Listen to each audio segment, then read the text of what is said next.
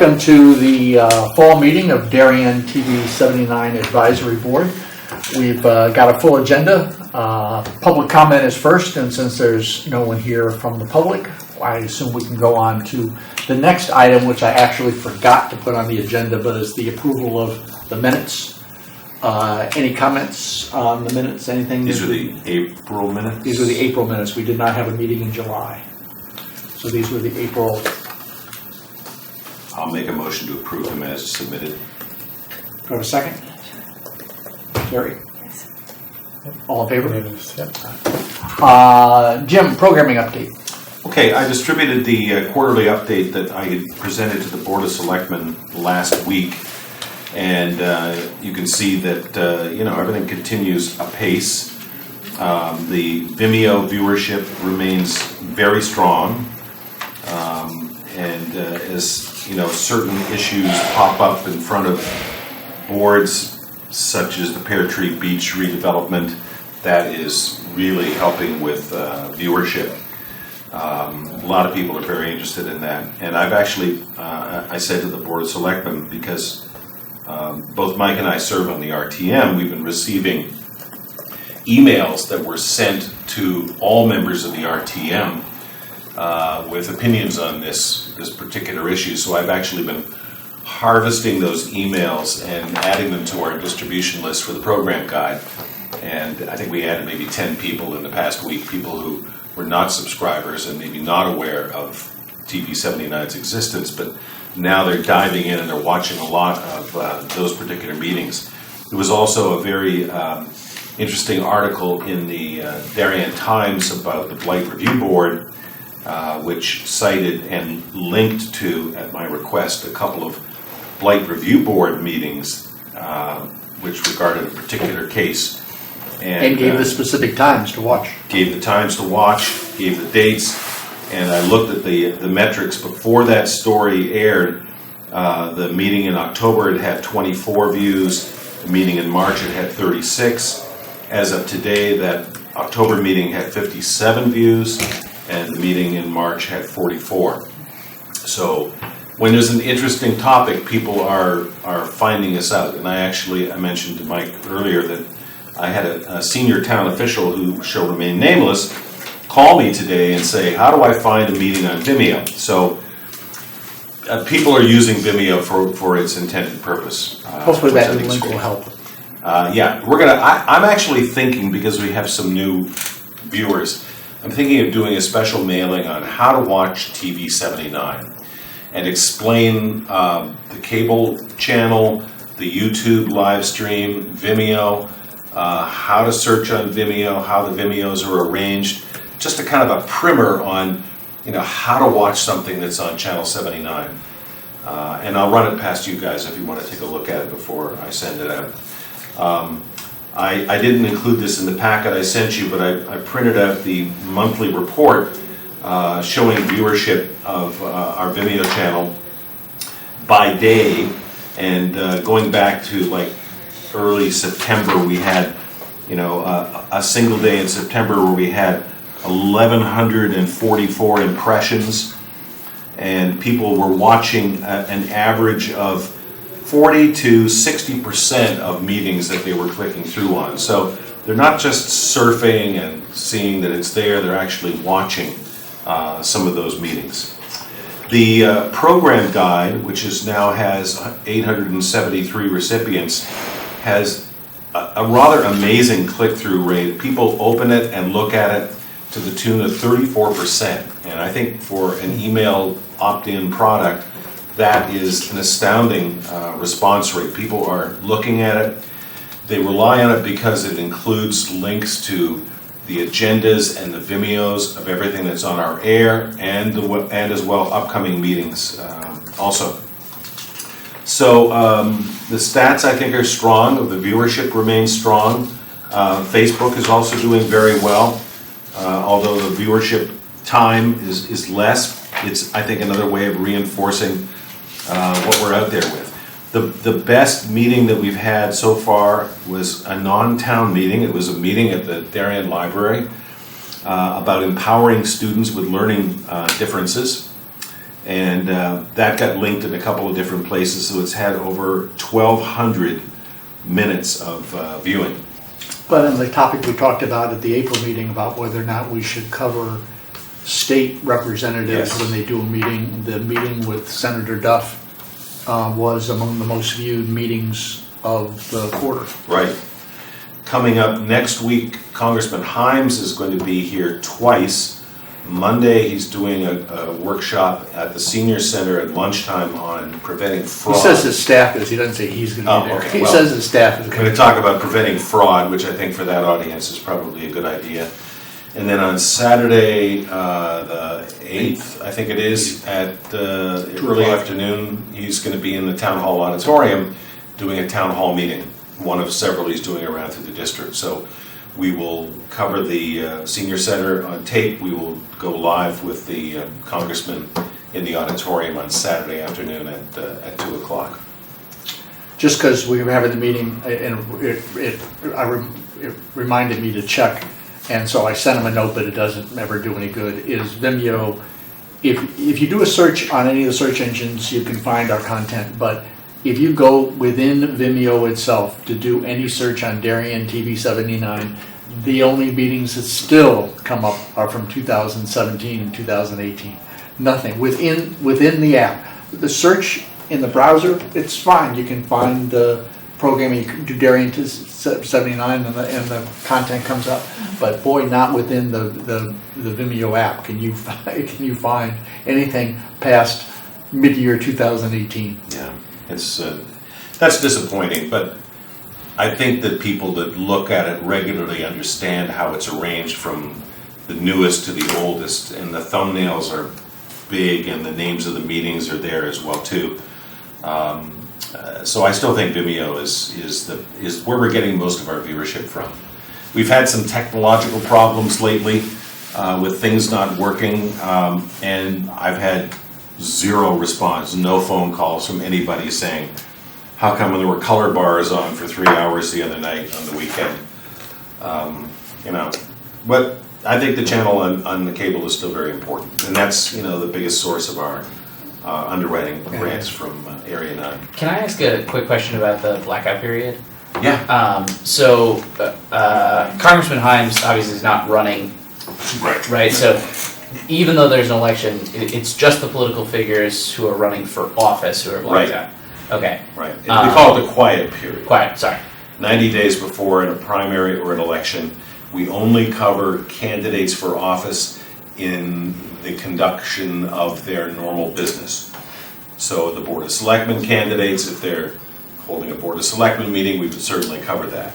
So I guess the question I have, more of sort of a hypothetical one, is you have a statesman who's coming in for a town meeting prior to an election for local candidates. Feasibly that person could say, I'm here, with the great blah blah blah, who's running for office. We had some concern on the Duff meeting because it was within the window, and they made no local political comments at all, not one. Mm-hmm. But that is a concern. I don't think Himes is. No, I don't think he would. But that was a concern. It was a concern on the Duff meeting whether or not he would make a pitch for Democratic candidates, but there was not one word, partisan words. So is that something that let's cross that bridge when we come to it, kind of thing? Yeah, it's kind of hard to say how he would respond without knowing specifically what he said. Right. So I think we'll have to wait and see, what happens with something like that. That's usually not carried well. In a Himes meeting, I would imagine at least half the audience won't be from Darien. I've gone to a lot of his town meetings. And he draws. I think he's doing one on the western part of his district. I can't remember where the other one is. A couple hours earlier, and this is the one on this side of town. Next is the technical update, and as you know, Dave Bieber has been recovering from an illness, and so he is going to, since we're going to talk about technology, he wanted to listen on the phone to that portion of the meeting. So I am calling him now so he can listen in. How does that work in terms of a quorum? He doesn't count as being. Doesn't count. Just doesn't count. For the sake of the minutes. Right. You can say just you indicate attended the technology. joined by phone or something. Hi, Dave. We're at the technical update now, so I'm going to put you on the speakerphone. Hey, Dave. Dave,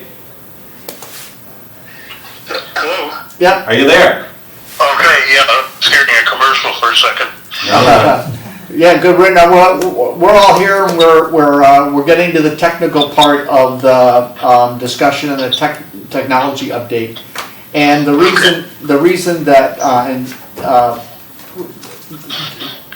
Jim and I wanted to put this on the agenda is we have missed Dave a lot in the last 4 months, because I'm the one who gets to deal with the guy who fixes the equipment when it breaks down, and so I know how much time Dave has to spend as things break down in the infrastructure, which led to a discussion, because at the RTM there was an update on the Pear Tree Beach Committee deliberations, and the chair of that committee had some slides, and the machine that we needed to show the slides on air had broken down, and in fact they don't even make it anymore. And the guy who came to fix it said that was the very first piece of equipment that was plugged in when Darien TV79 went on the air, and it had been running 24 hours a day, 7 days a week for 12 years. And so he was able to steal one from down here in 119, and he hasn't told me yet on the diagnostics whether or not that one can be fixed or not. But then we had another technical glitch, a switcher failure, where fortunately he had another switcher, but those pieces of analog equipment are fewer and far between. And so the first selectman actually suggested that maybe it was time for us to consider our technical infrastructure. And unfortunately Sean is not here tonight. He's got the flu. But whether or not we should form a committee to begin to look at doing a complete overhaul from analog to digital over the next couple of summers, of what that would look like, what the cost would be.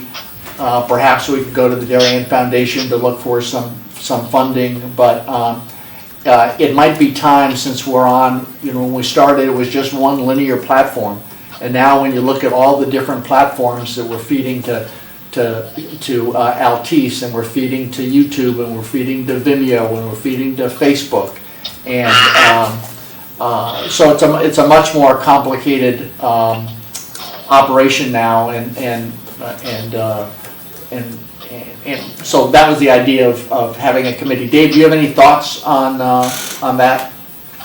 Well, the simple answer is yes. Basically, 119 and 206 are now digital. Okay, so that part of the puzzle is done. The auditorium and 213 are not, and the playback is not. Are you there? Yeah. Oh, you got quiet all of a sudden.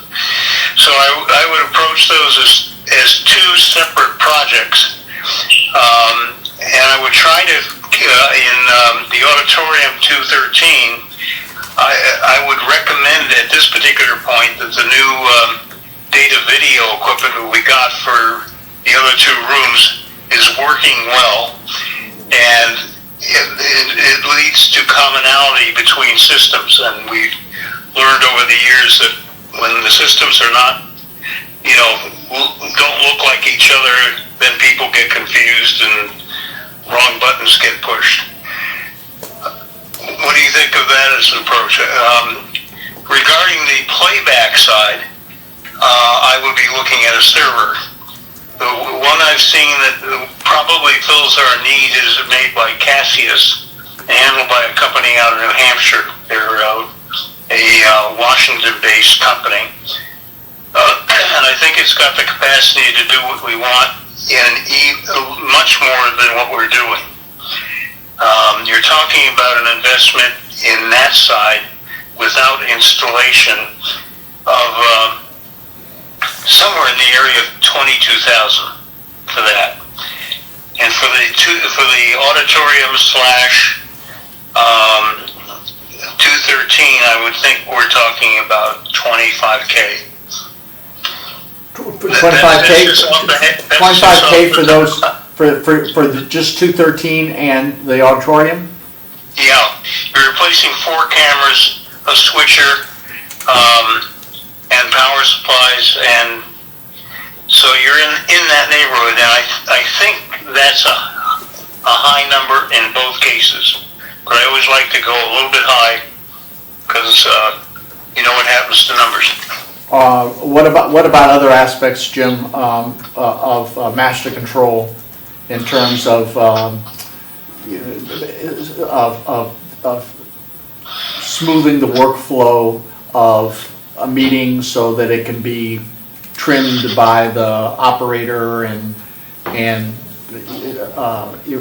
making that as part of the mandate for the committee to look at current workflows to see if we go to the digital, particularly in master control, it can lessen the load that you have in terms of uploading and all that it becomes part of the workflow of the operator doing the meeting. Well, I think if we went to a server-based unit, that would save us a lot of time. I think it's time to, abandon the DVD-based recording, archiving system. I think if we had a server and we could edit on the server, we could then get that on the air or up to Vimeo and onto Facebook much faster. I think it'll be more reliable. We're still dealing with, in the booth as it is today, we're dealing with 6 DVD playback units, which probably fail, and the average timeline of one of those burns out every couple of months now, because they're really basically off-the-shelf $30 units from Best Buy or something. So I think that making the commitment to going to a full digital system with a server it's a big chunk of money. I think it would take some time, but I think it's probably the way to go. Darien TV79 is an outlier in all of Area 9 in that we're still wedded to that DVD-based technology. Almost every other system is using some sort of a server-based unit. So we could receive some money in equipment grants from Area 9, but I think you had a preliminary conversation with Sean, who's on the Darien Technology/Foundation, and I think they'd be amenable to looking at a grant request for the whole project, which I think would be very pleasing to the Board of Selectmen and the Board of Finance, who have been very faithful stewards of our progress over the past 12 or 13 years. But to come to them looking for in the range of $50,000 to just redo the equipment we have is probably asking a lot of them.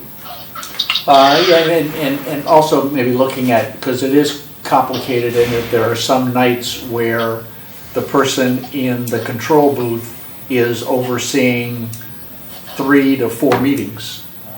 That's correct, yeah. Well, no, they only do maybe 2. Maybe they're doing 206 and 213, but they wouldn't be trying to record and do much more than 2. 213 is a 1-camera shoot, so you basically just set that to a wide shot and hit record and put your attention. So they don't have to worry about those 2 where there's camera operators at the other locations. And Dave has looked at this before. What we do need to make sure is that we can have a server that could be recording multiple mediums simultaneously. Or do we need to have the hard drives that we use today as a backup to record and then somehow transpose it into the server? So we need a server that's going to be able to handle 2 or 3 meetings simultaneously. 213, 206. Cassie's is capable. It's the only one I've seen really capable of multiple inputs. and that would be the ideal. I still keep the HDDs as backup of being a belts and suspenders guy. Right. You know, just if you don't, you lose. That's like something craps out on you. So I think we should pursue this and start a committee to look at this in greater detail. So Dave, as you come off the disabled list, are you willing to chair this committee? I'm happy to do that. It's going to take me just a few weeks to ramp up again. Well, I'm thinking this is a 2-year project, so because it's going to take a while to study it, and the only time we can really do it is over the summer. And and I don't know if we'll be ready for, but we'll see. But we'll get together. I sent Sean a note because he's also on the Darien Technology Committee to see if that's the danger of calling in sick for a meeting, that you can get appointed to a committee while you're. So at least Dave, you're on the phone to ask in person. Okay, well, good. All right, so I'll send out a note, and you and anybody else want to serve on this committee? Carrie, you want to serve on this committee? Looking and just actually going down to visit MSNBC and NBC is all in a different category, but essentially the problems they have are the same of trying to take in multiple feeds and processing them at the same time, and how they've evolved their equipment. Good. Okay. So Carrie, Sean, Dave, and I will form the committee with Jim. You want to be? You're on the. I'm amazed how many committees you're on. I didn't know you were on the Norotan train station committee. They don't all meet at the same time. That's right. Yeah, you're on when I heard you're on the Norotan train station committee, I thought, wow, you have no spare time. Good. Well, we'll work on this and get it started. And by the time we have the next meeting, which I think is in January, and I'll send out the dates, we'll sit down and try to design a roadmap of what we want to do and cost it out and go from there. Okay. Good. Well, so your Wi-Fi held up well, Dave. Thanks for joining us, and we're glad to have you back. Glad to be not quite back, but by the end of by Thursday night I should be home, and hopefully motoring around next week. Good. All right. Well, we'll see you soon. Okay. Thanks. Thank you. Thanks, Dave. Bye-bye. Bye-bye. Good. All right. The budget update. You want to go first? FCC action? The states are still trying to figure out what the FCC action means on the allowing the local cable operators to take some of the 5% franchise fee on the video portion of your cable bill that goes to public access and government access, and allowing the cable operator to reduce that by what they call in-kind contributions. That is, if they give a free cable drop to a high school, there's a value to that, so they want to be able to take that value of what that would be if they were a paying customer and reduce that from the 5% fee. And it affects mostly public access channels that back before YouTube, and that was the only place to be on TV, that you could go to your local cable operator who built a studio, and you did your weekly show that they ran on a channel. Yeah, Wayne's World. Right. Yeah. Oh, that was actually done from their basement. But like Meg's World, I mean, Cablevision has had a public access studio at their headquarters since the get-go, and this particular action was looking to say, okay, whatever money you're spending on that studio and its equipment and its staff, you can suck that money out before you distribute these PEG access grants to the towns. And Altice has not really given us much information at the Area 9 meetings as to what their intentions are. they haven't had a government affairs person at an Area 9 meeting in months, so. Yeah, and Don't know. Connecticut, as I understand it, is different in that in most states, it's the local cable operator dealing with the local community as Yeah. the franchise holder, where Connecticut, it's the Public Utility Commission Right. that oversees all the cable operators in Connecticut. So it'll be a while, but at Area 9, they haven't, the funding has proceeded without any Yep, so far so good, knock on wood. current budget, and hopefully we won't miss the submission of this year's budget now that we're a line item on the town budget for the third year. Right. We know that we've got to submit the budget by December 1st. No one has given me a deadline or an estimate of that right now. I did distribute a snapshot from the town finance director of grants that we received and how much we've spent year to date. I can really address the camera operator side of things. Dave knew much more and really handled the capital equipment. So last year we received $22,000 from the town, and so far we have spent about $4,800 of that. So at $22,000 for camera operators, that works out to about $1,800 a month to be spent on camera operators. July we spent $1,200, August we spent $1,000, September we spent $2,200. So it's very cyclical depending on the time of year and how many meetings and things we're covering. But we're not going to have any problem meeting the $22,000 that was budgeted to us, even though we're probably recording more meetings. I've had a spreadsheet going back to 2012, looking at our total expenditure on camera operators. And I didn't put this in your packet, I'm sorry. 2012, we spent $12.2 thousand. 2013, $12.2 thousand. Fiscal year 14-15, we spent $11,000. Fiscal year 15-16, $14.5. The following year, $15.6. The year after that, $22.8.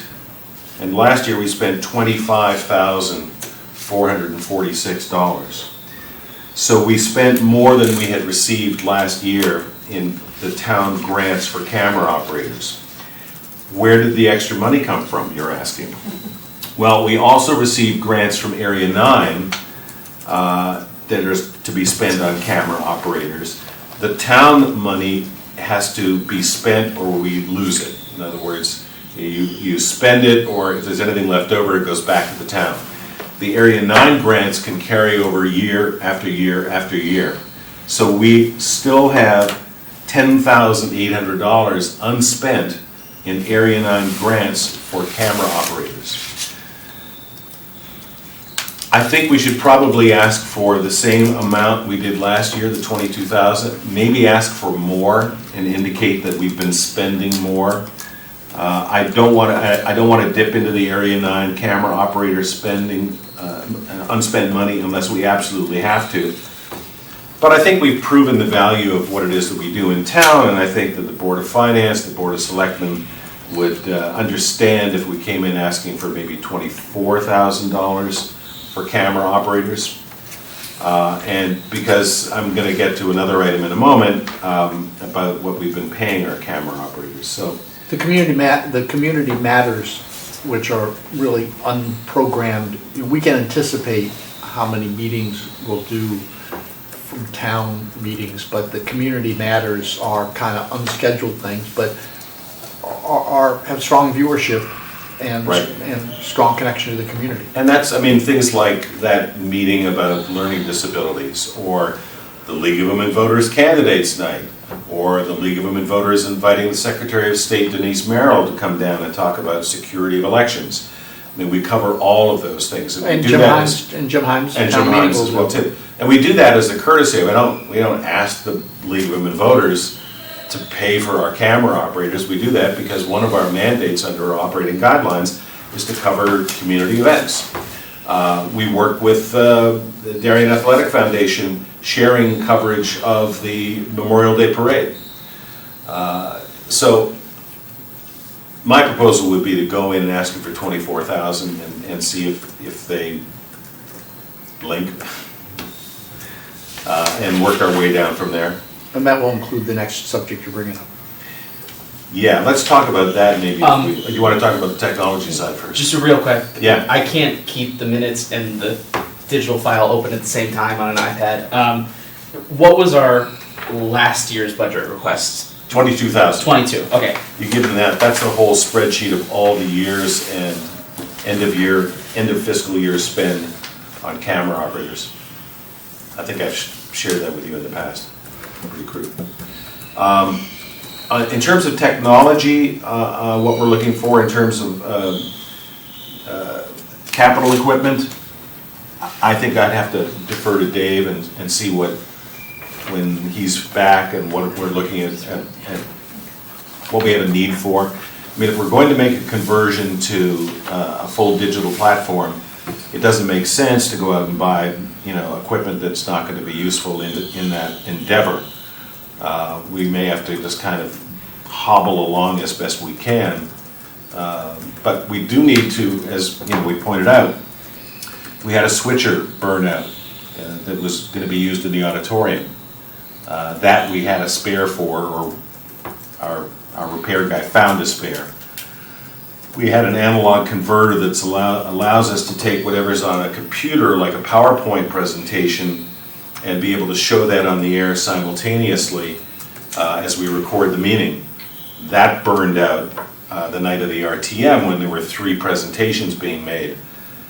So what we had to do then was to record that meeting, take the PowerPoint, and do post-production on it.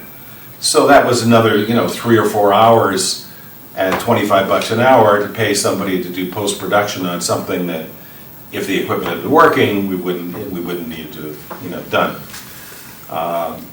So I'd rather not put a number in that spot until we talk to Dave when he gets back and see what his plans are. We have unspent grant money for capital equipment we have to apply for before December. I think it's to the tune of maybe $4,000 or $5,000 from Area 9 for capital equipment. Once again, we've tried it as leaders in Area 9 to not ask for a capital budget if we're not really going to spend it. We have passed on capital equipment that we didn't think we needed. But let me raise the other issue. I'll call this item 4D, and that is to pay for our camera operators. I think they deserve a raise. We have been paying $25 an hour for camera operators since we began 13 years ago.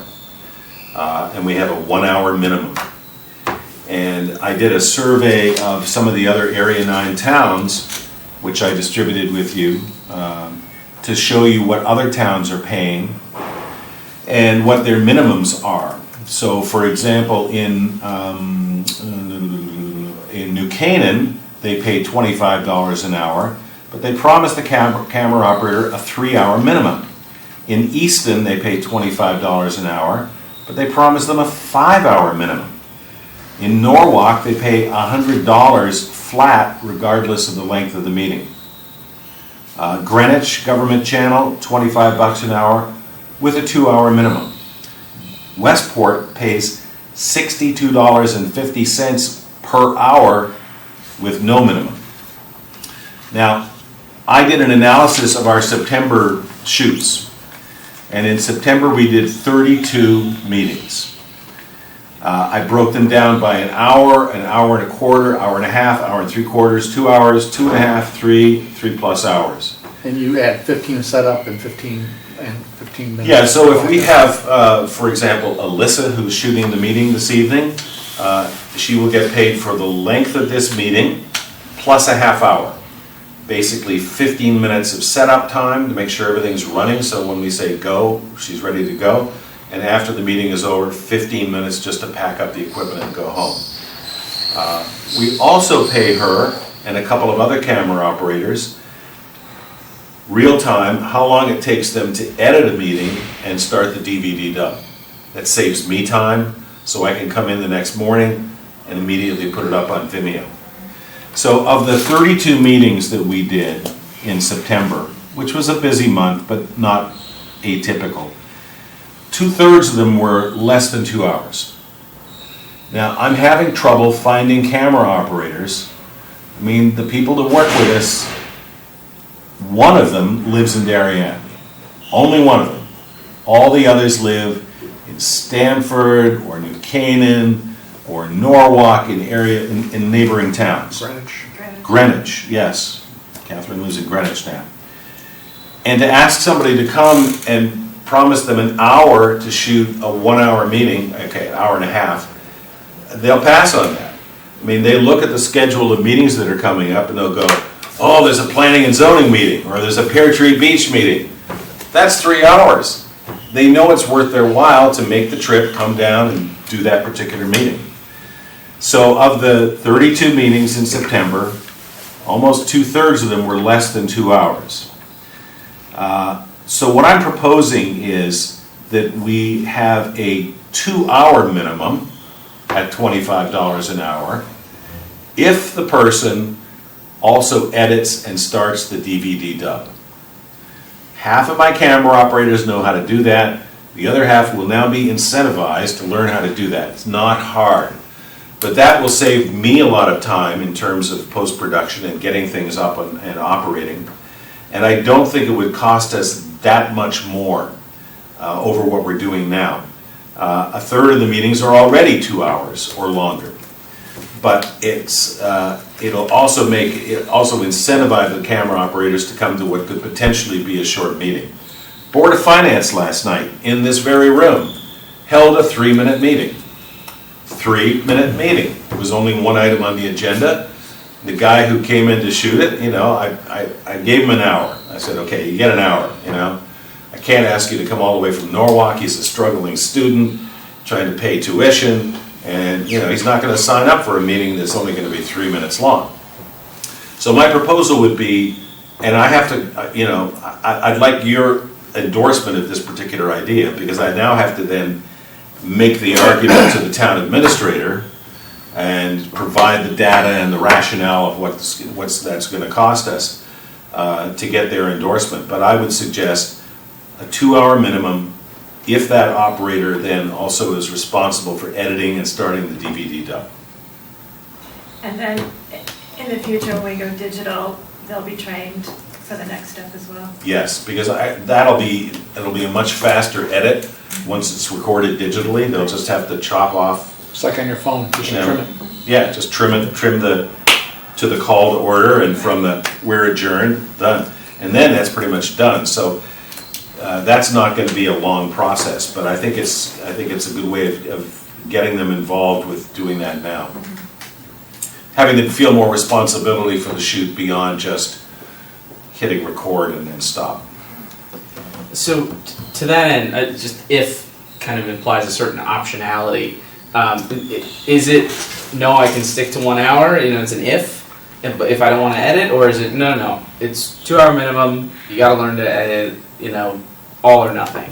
Well, if you want to get the 2-hour minimum, I think yes, you have to learn how to edit and do that. So would there be operators who are saying no, I'm still going to do 1 hour? It sounds like it's unlikely anyway. Does it become a job requirement? Yeah.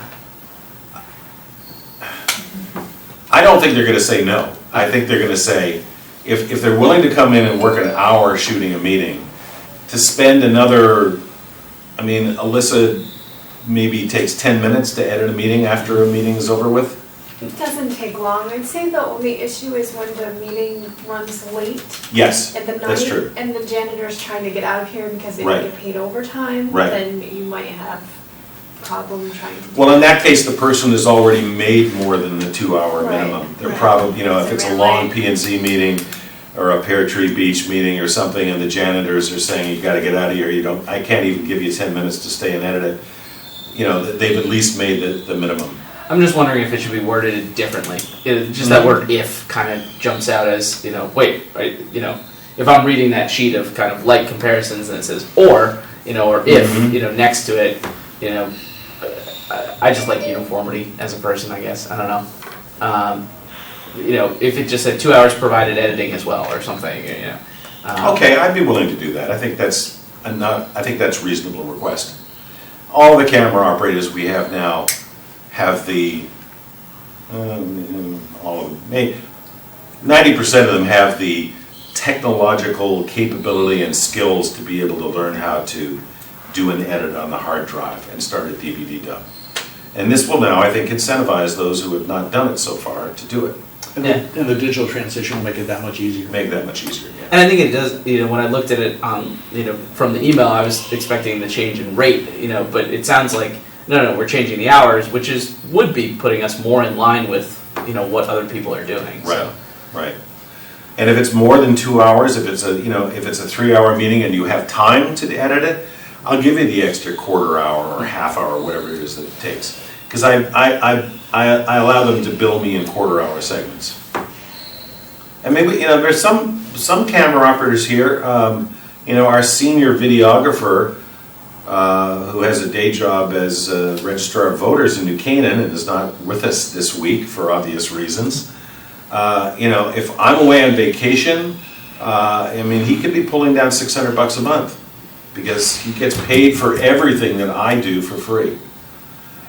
So I think if I could put this in the form of a motion, is it the consensus of the TV79 Advisory Board that we start a new rate of pay of a minimum of 2 hours at $25 an hour, which will include editing time to DVD. And I just have one last question to confirm. Yeah. You don't think this will have, a particularly large impact on the operator's budget? It's going to cost us something, but it's not going to break the bank. Should we factor that into our request for next year as well? You did 20. Well, I've done that by increasing that by $2,000. Okay, I didn't know if that was, Yeah. anticipating growth And plus. and noting that we also have $10,000 in Area 9 money that we have not spent on camera operators. Gotcha. I don't want to lose camera operators. That's my biggest problem right now. It's not like they're going, oh, I could be making $62 an hour in Westport. It's not like they're shopping around. Nobody in Area 9 is poaching camera operators from other towns. But I think it's also fair. They haven't had a pay increase in 12 years. And just factoring in inflation would certainly include that. So I have a motion to have, is there a second? Second? Any other discussion? All in favor? All in favor? Thank you. Good. And then you take that to Kate. I will take that to Kate. I'll put that in the form of a white paper of some sort with charts and graphs and color pictures and arrows and things like that. Next on the agenda, the reappointment for 2020. I have to send Linda a note indicating whether or not each of you would like to be reappointed for 2020. Does everyone here want to be reappointed for 2020?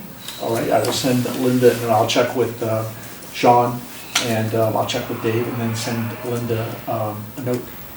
Any other new business? Do we have to go through interviews again?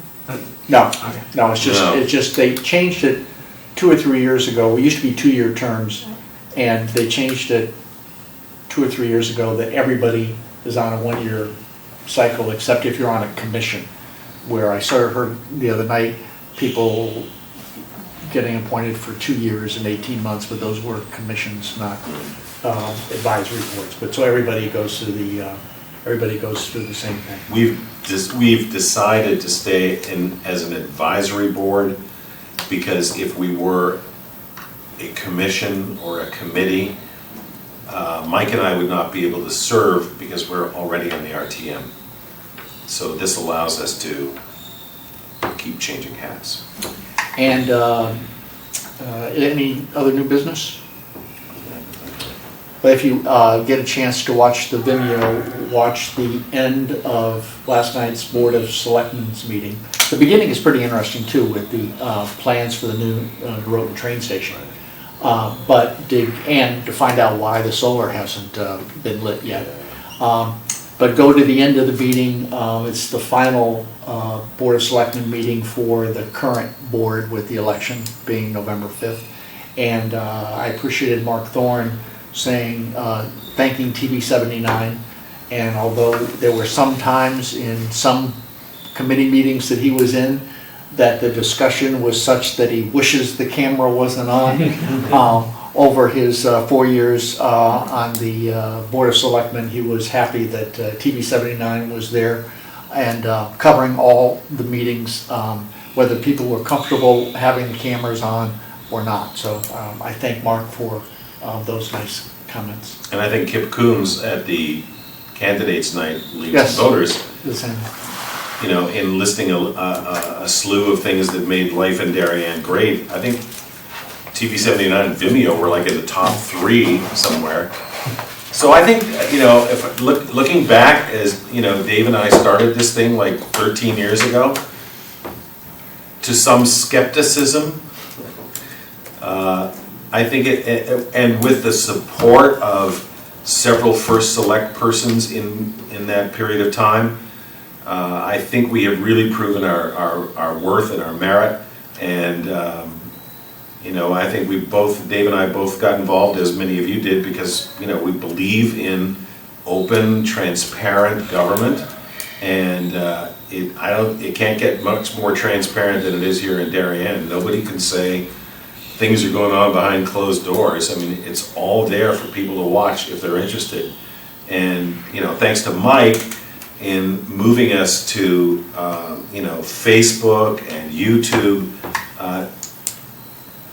you can hardly avoid us. I mean, we're out there. If you're anywhere in front of an electronic device, aside from your microwave, you know, you can watch Channel 79, and maybe there sometime soon too. You know. We should add, when you do your how to use TV79, everything, we have a complete duplicate now, going back to the beginning of the 2018-19 fiscal year, of every meeting, with every playlist. But we should mention that if you go to YouTube, you can get a transcript of every meeting. It's not an accurate transcript. It's a true voice.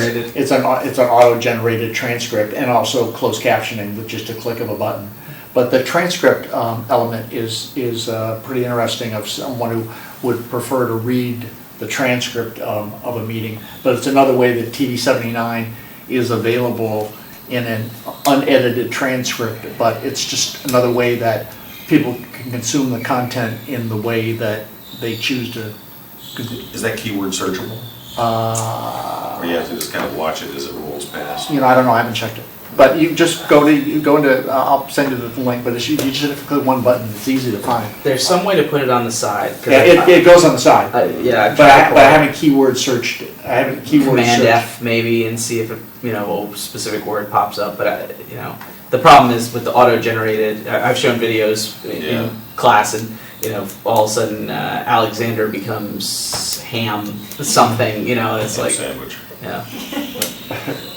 But it used to be because I'm on the board of a transcript company, it was 40%. Now it's getting to be 90% accurate. I mean, it used to be 40%, but now it's about 90%. It'll never get to be 100% because it's getting pretty close. All that machine learning, and you know, just give it some time. It's gonna get scary. Yeah. So do I hear a motion to adjourn? So moved. All in favor? Thank you very much. Thank you, Alyssa.